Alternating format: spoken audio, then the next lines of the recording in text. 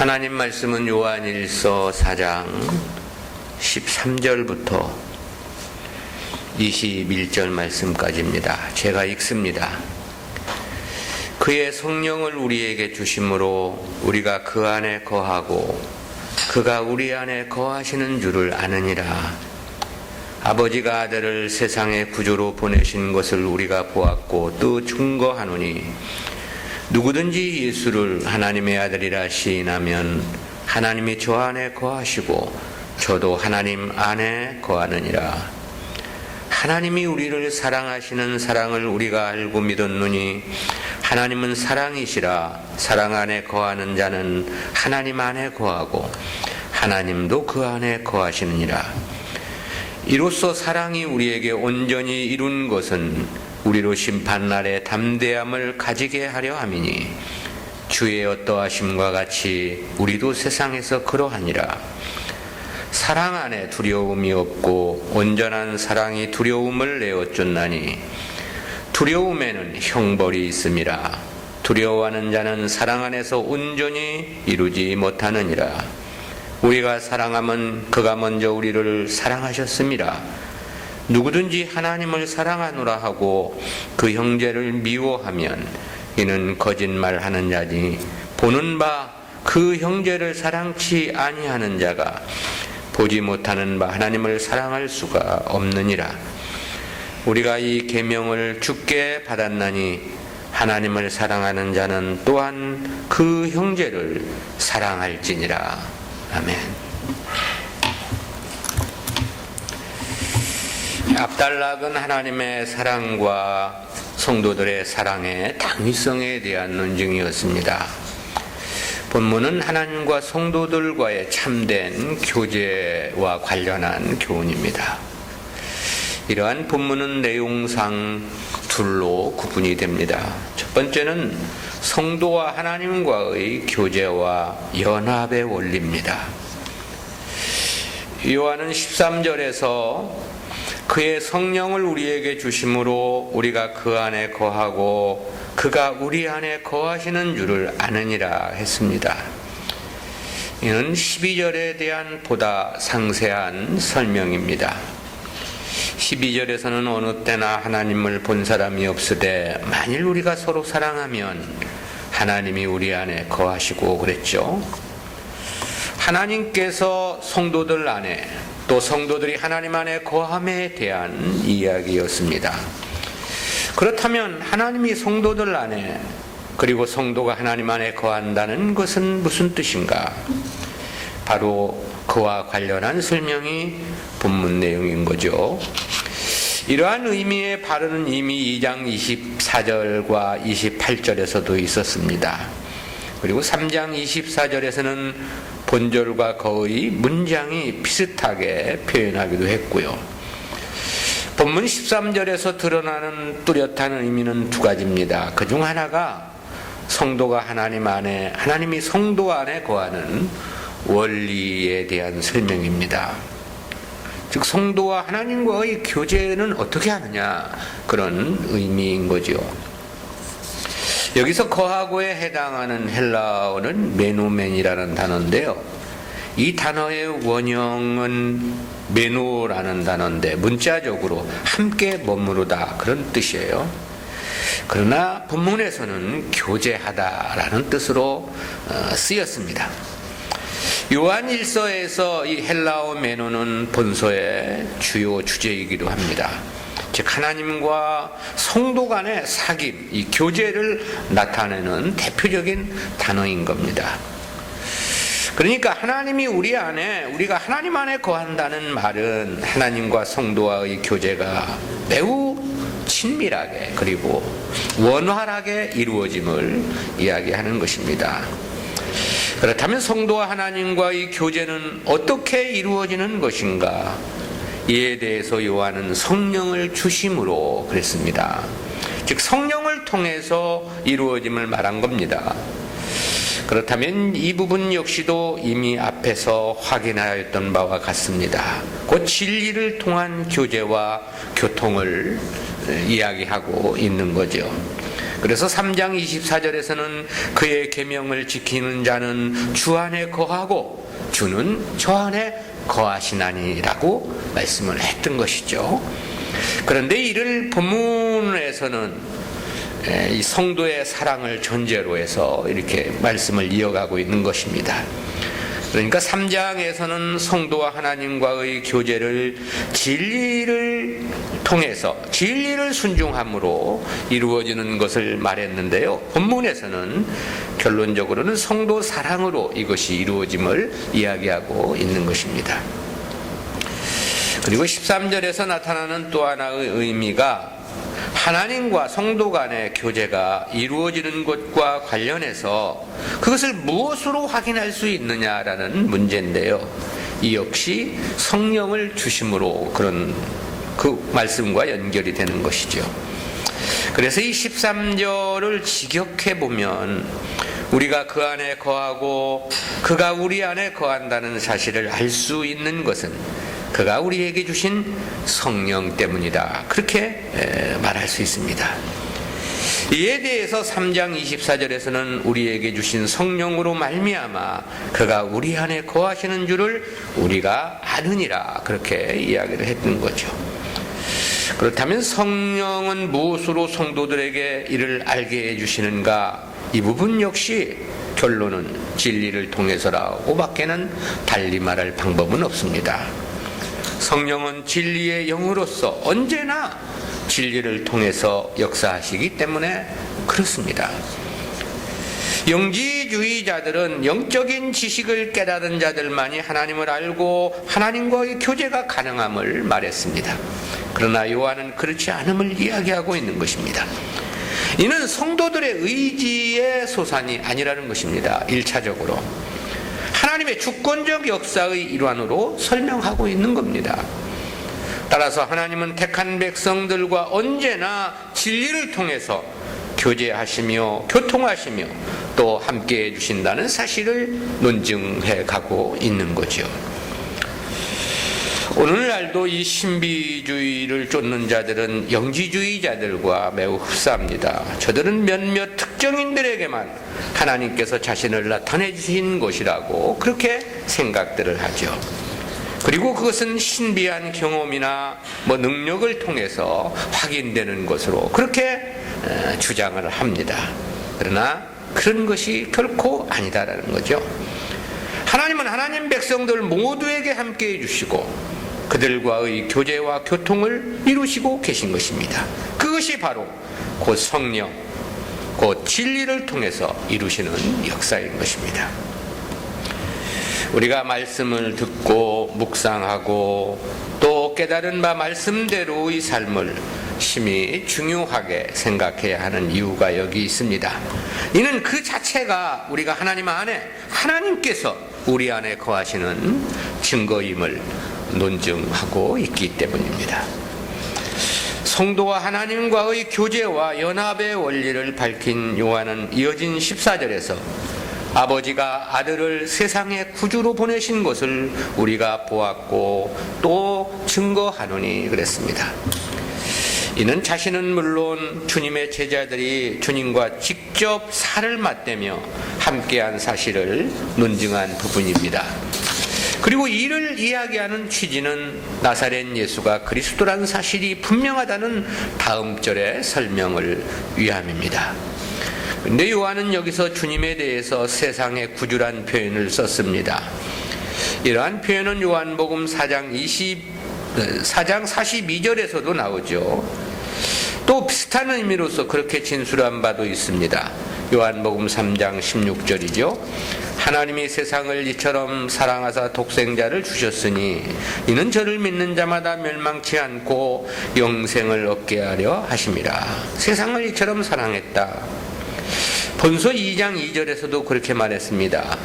저는 우리 죄를 위한 화목제물이니 우리만 위할 뿐 아니요 온 세상의 죄를 위하심이라.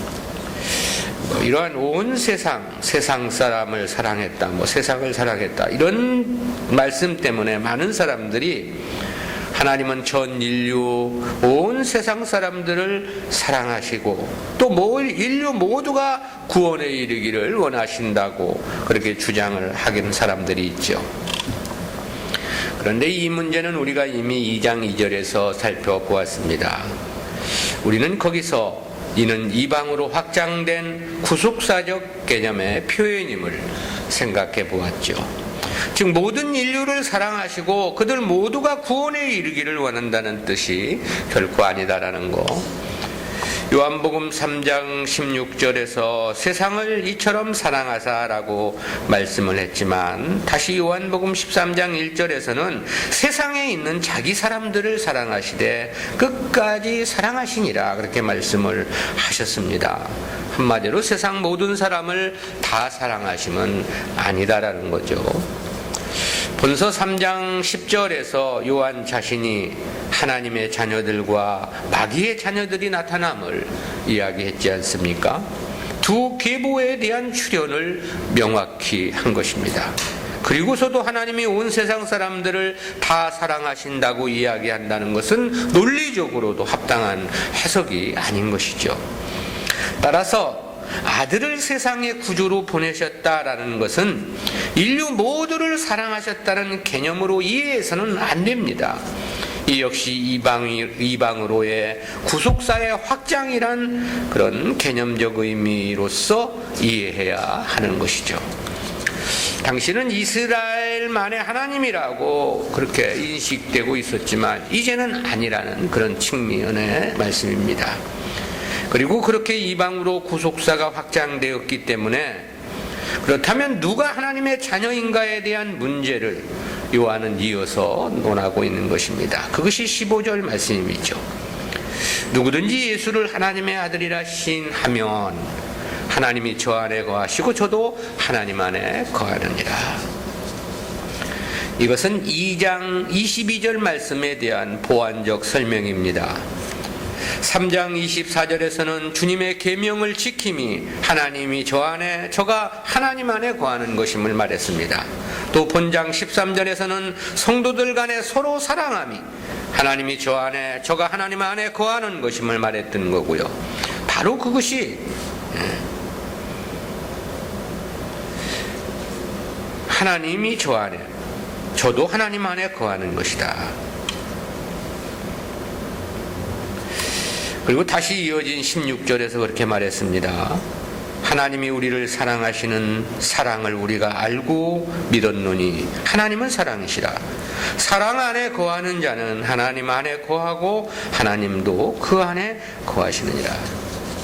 16절은 13절의 반복입니다. 이런 언급에서 보면 요한은 성도가 하나님과의 교제와 연합됨이 무엇인가에 대해서 여러 주제를 통해서 입증시키고자 얼마나 집중하고 있는가를 우리가 알 수 있습니다.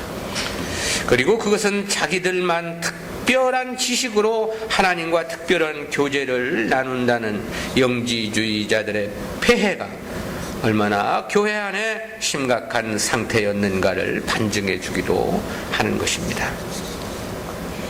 오늘날도 보면 하나님의 함께하심에 대한 뚜렷한 깨달음이 정립된 교회, 정립된 사람들이 별로 없습니다. 찾아보기 힘듭니다. 따라서 어떤 사건이나 상황으로 하나님과의 교제와 연합을 확인하고자 하는 경우들이 많습니다. 세속주의자들은 세상 일이 잘 되고 육신적으로 평안무사하면 하나님이 함께 해주시는 거라고 그렇게 생각을 하죠. 그래서 그들은 늘 세상 것만을 달라고 기도하고 일색이고 교회도 조금 크면 하나님이 함께 해주셨다 그래서 잘한 거다 이렇게 평가하고 그게 하나님이 함께 하시는 겁니까? 그럼 신천지는 하나님이 엄청 함께 해주신 것이죠.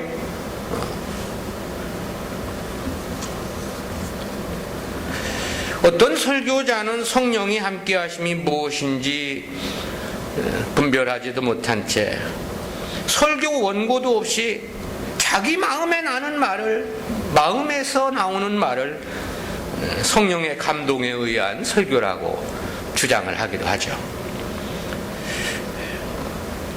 설교문을 가지고 가는 것은 갖고 나가는 것은 성령이 함께하지 않는 것이다.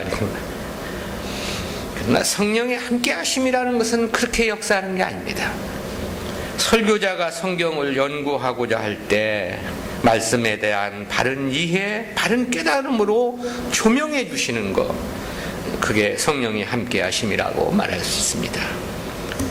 설교자가 성경도 제대로 읽지도 않고 연구하지도 않는데 설교 시간에 즉흥적으로 성령이 말씀해 주실 수 있느냐라는 거죠. 그럴 수 없는 거죠. 왜? 지금은 직접 계시 시대가 아니기 때문에 그렇습니다. 그래서 계시록 22장 18절 19절에서는 누구든지 이 성경 이외에 다른 말을 더해서도 안 되고 제해서도 안 된다고 말씀을 했던 거죠. 만일 그러할 경우 하나님의 엄중한 심판이 그에게 있을 것을 말씀했습니다. 이 말씀 자체가 직접 계시에 대한 종료 선언입니다. 즉 이제 더 이상은 개인적으로 직접 계시를 주시지 않을 것이라는 그런 뜻이죠. 따라서 이러한 말씀에는 이제 신약 시대는 성령의 역사가 성경에 대한 깊고 조직적인 연구를 통해서 역사하실 것이라는 그런 의미가 함축되어 있는 것입니다. 때문에 성경에 대해 공부하지 않고 연구하지 않는 자에게는 결코 성령이 함께 하시지도 않지만 함께 해주시고 싶어도 함께 하실 수 없는 것입니다.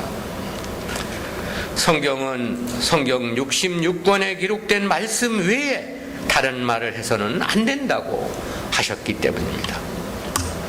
또 어떻게 성경을 깊이 연구하지도 않고 성경 속에 담겨있는 깊은 진리를 깨달아 말할 수 있겠느냐라는 거죠. 또한 그런 자에게 성령이 함께해 주실 리도 역시 만무한 일인 것입니다. 때문에 그런 자는 성령의 인도하심을 따라 설교하는 게 아니고 그저 자기 생각, 자기 감정, 자기 말만을 할 수밖에 없는 거죠. 그리고 그 결과는 결국 성경에 없는 말을 더하기도 할 것이며 제하기도 하는 심히 큰 죄를 범할 수밖에 없겠죠. 왜냐하면 성경을 깊이 있게 연구하지 않으니 조직적으로 성경을 이해하지도 못할 것이고 그런 자에게는 결코 성령의 함께 하심은 불가능한 일이기 때문입니다. 신비주의자들은 어떤 특별한 경험, 특별한 능력 행함을 하나님의 함께 하심으로 그렇게 생각들을 하죠. 따라서 그들은 늘 특별한 경험, 신비한 체험 등에 관심을 두고 있습니다. 기도하면 만사 형통의 역사가 이루어지기도 하고 죽을 병도 씻은 듯이 낫는 것, 이게 하나님의 함께 하심이고 그게 하나님과 교제함이라고 그렇게 믿는 것입니다. 그런 것이 아니라고 말하면 도리어 성령의 역사를 부정한다며 나를 향해서 이단이라고 정죄하기도 하는 사람들도 있습니다.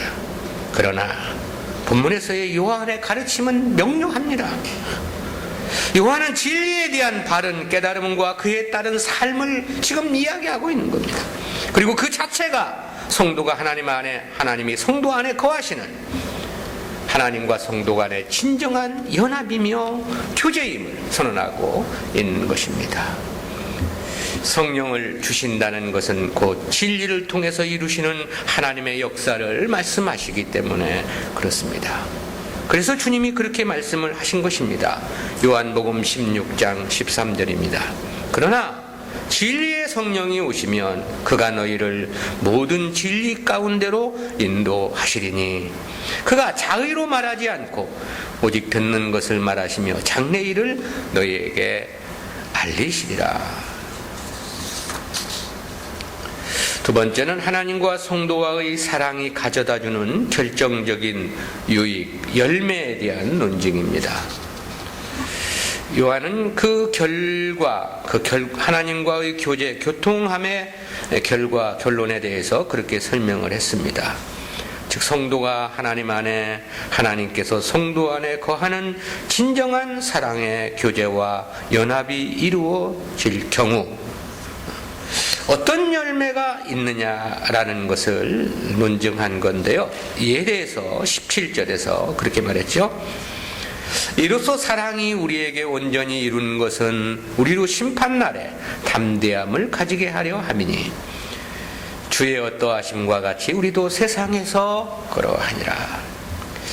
여기서 이로써에 해당하는 의미는 무엇일까? 이를 뒤에 이어지는 문장과 연결해서 이해할 수도 있고요.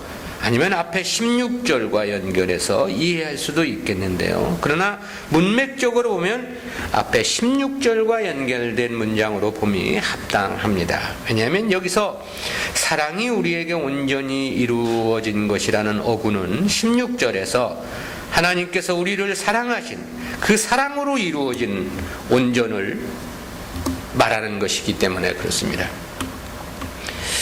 그렇다는 것은 원어의 의미에서 보다 명료합니다. 이로써 사랑이 우리에게 온전히 이룬 것은 할 때 여기서 이 온전히 이룬 것에 해당하는 헬라어인은 완성하다, 완전히 해내다 또는 성취하다라는 뜻의 완료 수동태 직설법 동사입니다.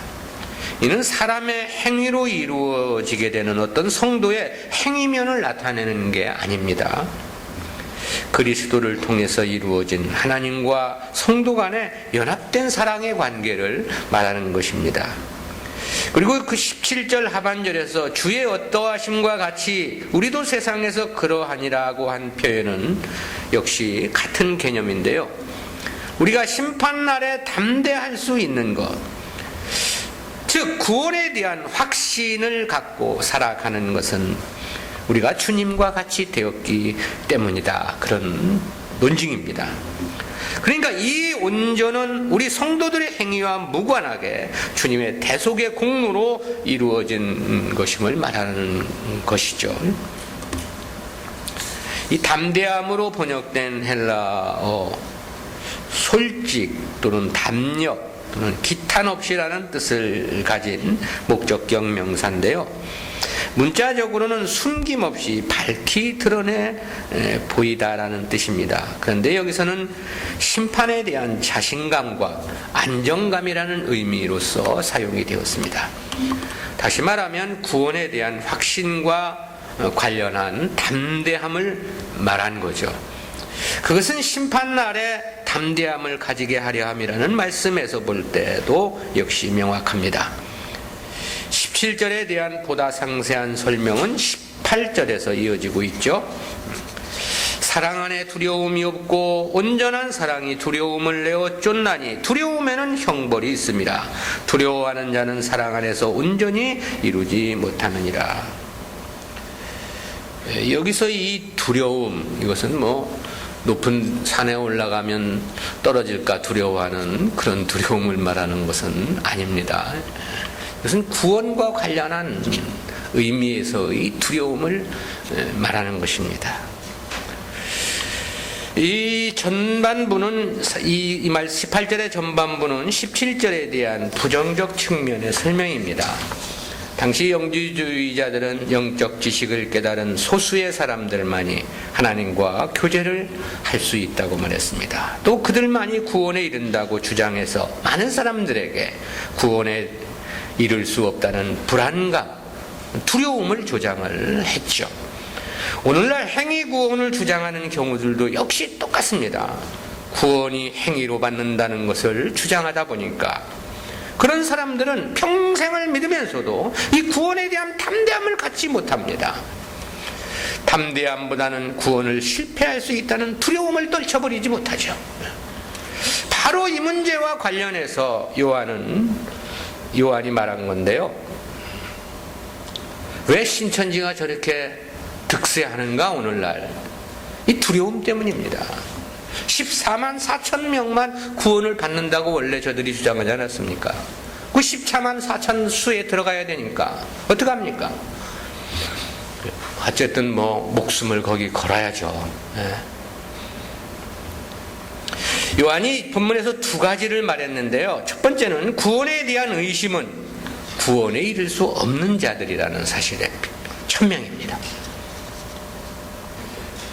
나는 구원을 받을 수 있는가, 이런 두려움을 갖는 것 자체가 그렇다는 거죠. 그래서 두려움에는 형벌이 있습니다. 그랬습니다. 두려움에 형벌이 있다는 것은 무엇을 말합니까? 구원에 대해 두려워하는 것 자체가 구원에 이를 수 없는 자임을 이야기하고 있는 것입니다. 하나님의 심판에 대해 담대하지 못하는 것은 구원을 자기 행위로 받는 것으로 생각하기 때문에 그런 거죠. 따라서 이를 두려워하는 것은 그리스도의 대속을 부정하는 행위이기도 한 것입니다. 그래서 바울은 그렇게 진술한 바가 있죠. 로마서 9장 30절부터 32절입니다. 그런즉 우리가 무슨 말하리요?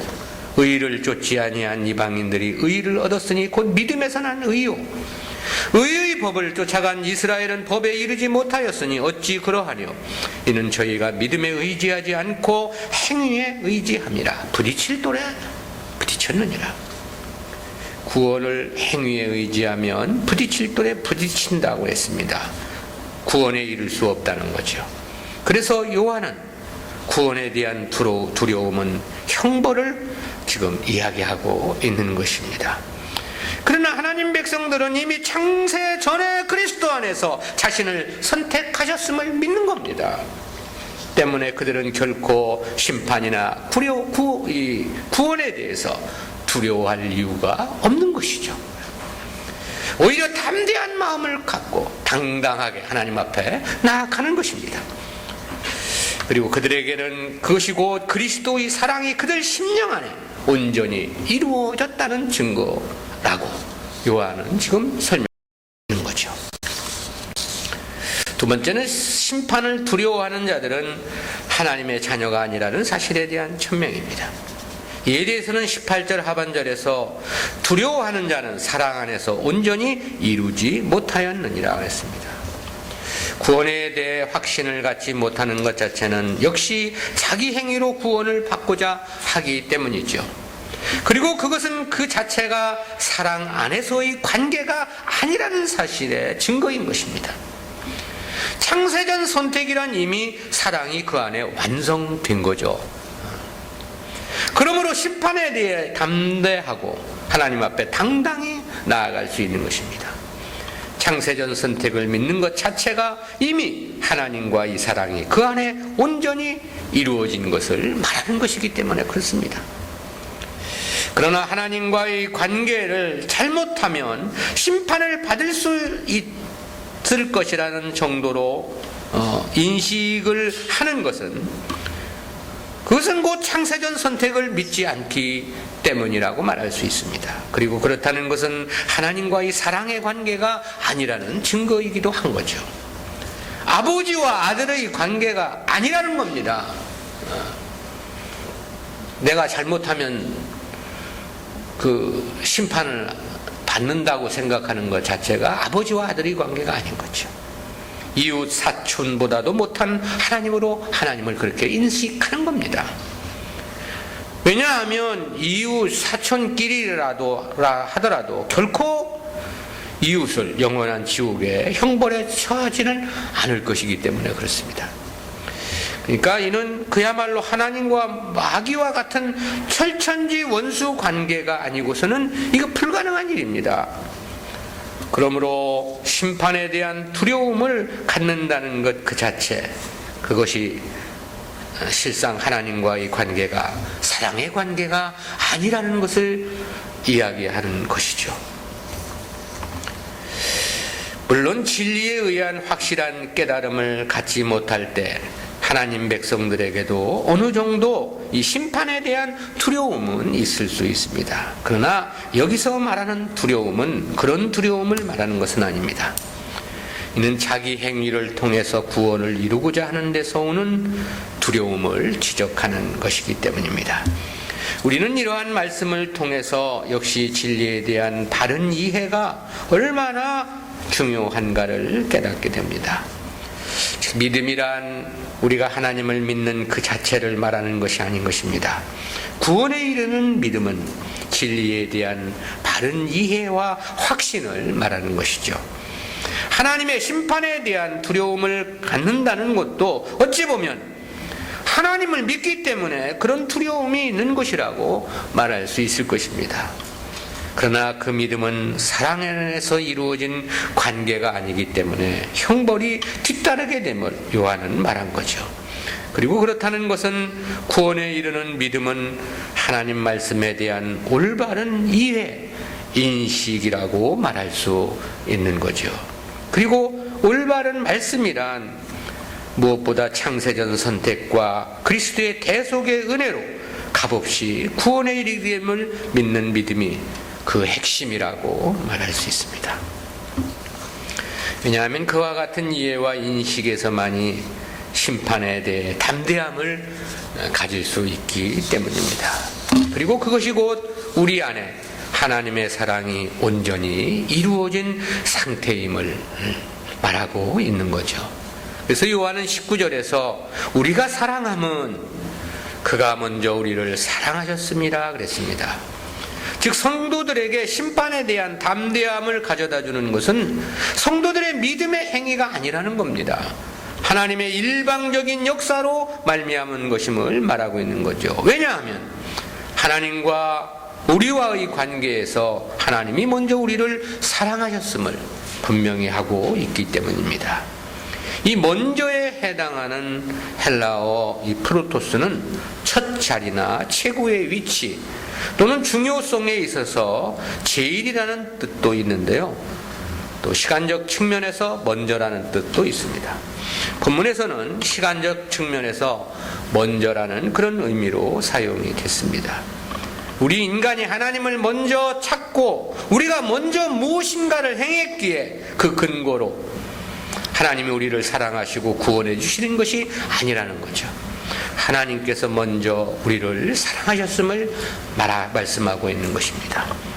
먼저 사랑하셨기에 창세전에 우리를 그리스도 안에서 선택을 하셨고 먼저 사랑하셨기에 그리스도를 통해 우리를 대속해 주신 것이며 먼저 사랑하셨기에 하나님과 우리와의 관계가 온전한 사랑의 관계가 이루어진 것으로서 그러기에 하나님의 심판에 대해 담대할 수 있음을 말하고 있는 거죠. 세 번째는 사랑의 최종적 교훈입니다. 마지막 하나님과 성도 간의 사랑이 온전히 이루어진 결과가 심판에 대한 담대함, 즉 구원에 대한 확신임을 논증한 겁니다. 이어 요한은 다시금 사랑에 대한 교훈으로 말씀을 이어가고 있습니다. 20절이죠. 누구든지 하나님을 사랑하노라 하고 그 형제를 미워하면 이는 거짓말하는 자니 보는 바 그 형제를 사랑치 아니하는 자가 보지 못하는 바 하나님을 사랑할 수가 없느니라. 여기서 이 누구든지란 그 누구도 예외가 없다는 뜻입니다. 그가 세상에서 어떤 위치에 있는 자이든 다 이 범위 안에 속한다, 그런 표현입니다. 하나님을 사랑한다 하면서 형제를 미워하면 그것은 하나님 사랑이 거짓이라는 그런 뜻인 거죠. 왜냐하면 그 이유는 보이는 바 형제를 사랑치 않는 자가 보지 못하는 바 하나님을 사랑할 수 없기 때문이라는 논증입니다. 어찌하여 보는 바 형제를 사랑하지 않는 자가 볼 수 없는 하나님을 사랑할 수 없는가? 그 이유가 하나님을 사랑하는 방법이 눈에 보이는 형제를 사랑하는 것으로 나타나기 때문에 그런 거죠. 비유해 보면 배가 고프다고 하면서 먹을 것이 있음에도 먹지 않는 것은 그 배고프다는 말은 거짓말인 것이죠. 왜냐하면 배가 고프다면 음식이 있는데 먹지 않을 까닭이 없겠죠. 비슷한 개념입니다. 우리가 보이지 않는 하나님을 어떻게 사랑할 수 있겠는가? 식사를 대접함으로 사랑할 수 있겠는가? 아니면 그 외에 어떤 다른 방법, 수단이 있느냐라는 거죠. 실제 하나님을 사랑하는 방법은 우리가 하나님의 말씀대로 사는 것 말고는 다른 수단은 없는 것입니다. 그러므로 하나님 사랑의 모양은 형제 사랑으로 나타날 수밖에 없는 것이죠. 왜냐? 주님께서 형제를 사랑하라고 말씀하셨기 때문이고, 또 그것이 하나님을 사랑하는 길이라고 가르쳐 주셨기 때문에 그렇습니다. 바울이 교회를 사랑하는 일에, 성도들을 사랑하는 일에 자기 인생과 목숨을 걸지 않습니까? 성도들을 위해 해산의 수고와 같은 희생을 저는 감당했음을 고백하기도 했죠. 그것이 바로 하나님을 사랑하기에 나타나는 결과요 열매인 거죠. 그것이 하나님을 사랑하는 방법이다라는 거죠. 바울의 직원에서 바울을 희생적으로 도왔던 수많은 인물들도 역시 마찬가지입니다.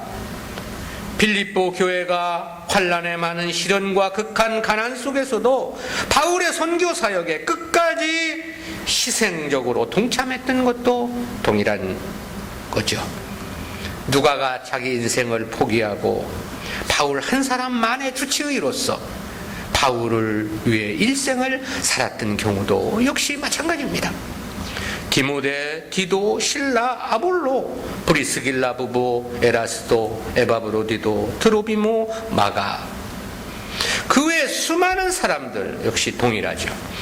저들이 바울의 직은에서 그처럼 자신들의 인생을 송두리째 들여 헌신했음은 바울과의 개인적 관계 때문은 아니었습니다.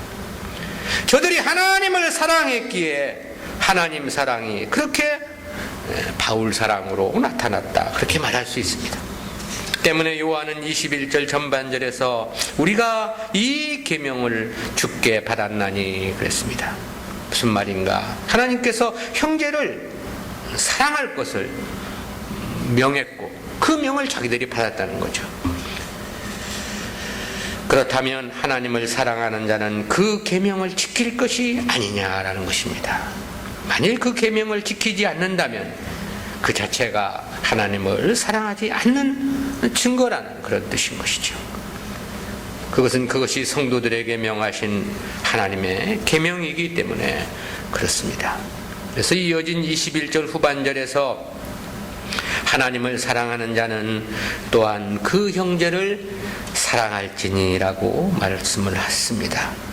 형제 사랑이 하나님께서 성도들에게 명하신 계명이라는 것이죠. 그래서 하나님을 사랑하는 자는 반드시 형제를 사랑하는 삶으로 그 열매가 나타나게 되어 있음을 말하고 있는 것입니다. 우리는 진실로 하나님을 사랑하는가?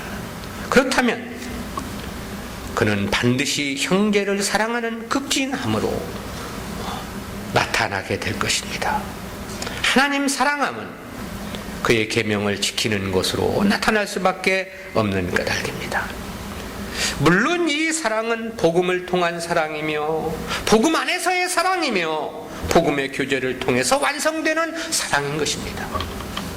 무슨 요한 사도가 어디 가서 바퍼 목사처럼 가난한 사람 밥을 퍼주면서 사랑을 했습니까? 아니면 바울이 돈이 많아가지고 이 사람 저 사람 돈을 나눠주면서 사랑을 했겠습니까? 가난한 사람 복 받으라고 기도해주면서 사랑을 했겠습니까? 사랑이 뭐냐? 복음을 통한 사랑이며 복음 안에서의 사랑이며 복음의 교제를 통해서 완성되는 사랑이다라는 거예요. 그래서 본서 5장 3절에서 하나님을 사랑하는 이것이니, 사랑하는 것은 이것이니 우리가 그의 계명을 지키는 것이라, 그렇게 말씀하고 있는 것이죠. 우리가 과연 하나님을 사랑하는가? 그렇다면 우리가 이 복음 안에서 복음을 위한 역사에 마음과 뜻을 다해야 되고 또 인생을 거기에 걸어야만 되겠죠.